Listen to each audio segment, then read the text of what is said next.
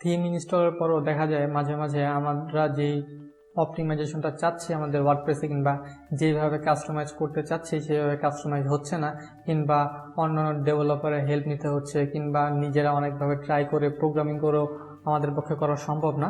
সেক্ষেত্রে আমরা যেটা হেল্প নিতে পারি ওয়ার্ডপ্রেসে সেটা হচ্ছে প্লাগিংটা কোথায় থাকে? ঠিক অ্যাপিয়ারেন্সের নিচে এই যে প্লাগিং, এই জায়গায় আপনার প্লাগিংটা থাকবে।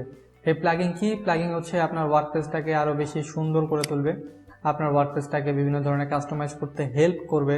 আপনি যদি চান যে আপনার ওয়ার্ডপ্রেসে আরও বিভিন্ন ধরনের টুলস অ্যাড করবেন, তো এগুলি আপনি এখান থেকে অ্যাড করতে পারেন। জাস্ট প্লাগিংয়ে ক্লিক করলেই আপনি অ্যাড করতে পারবেন।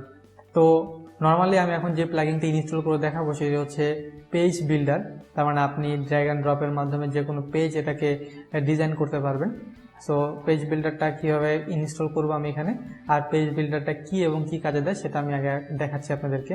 আপনারা যদি গুগলে সার্চ দেন WP page builder, WP page builder লিখে যদি সার্চ দেন তাহলে এরকম পেজ বিল্ডার আসবে। তো এটা হচ্ছে মূলত কোড ক্যাননের একটি প্লাগিং, থিম ফরেস্টের একটি প্লাগিং। থিম ফরেস্ট এটি অনেক ভালো চলতেছে। আপনি চাইলে থিম ফরেস্ট থেকে কিনতে পারেন, কিংবা যদি চান যে সরাসরি WP পেজ বিল্ডার এখান থেকে কিনবেন তাহলে এখান থেকেও কিনতে পারেন।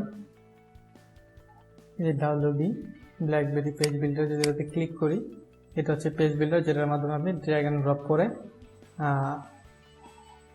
সাইট ডিজাইন করতে হবে। এর দাম হচ্ছে $45। তো আমি এটা আপনাদেরকে ক্র্যাক দিয়ে দেবো, যার মাধ্যমে আপনারা আপনাদের ওয়েবসাইটে কিংবা আনলিমিটেড ইউজ করতে পারবেন। এটা কীভাবে ইনস্টল করব? প্লাগিং, ইনস্টল প্লাগিং, যাওয়ার পরে প্লাগিং অ্যাড নিউ, এখানে ক্লিক করব। সেম আপনার থিমসের মতোই।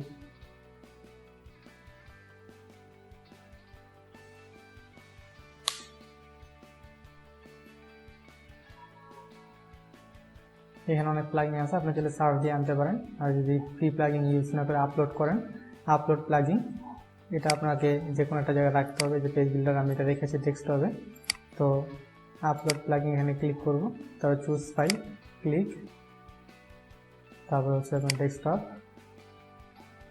পেজ বিল্ডার ক্লিক করে ওপেন বাটনে ক্লিক করে ইনস্টল করব। বাস, পেজ বিল্ডারটা আমি ইনস্টল করে ফেললাম। ইনস্টল কমপ্লিট হওয়ার পর active plugging install successfully, just active plugging এখানে ক্লিক করব।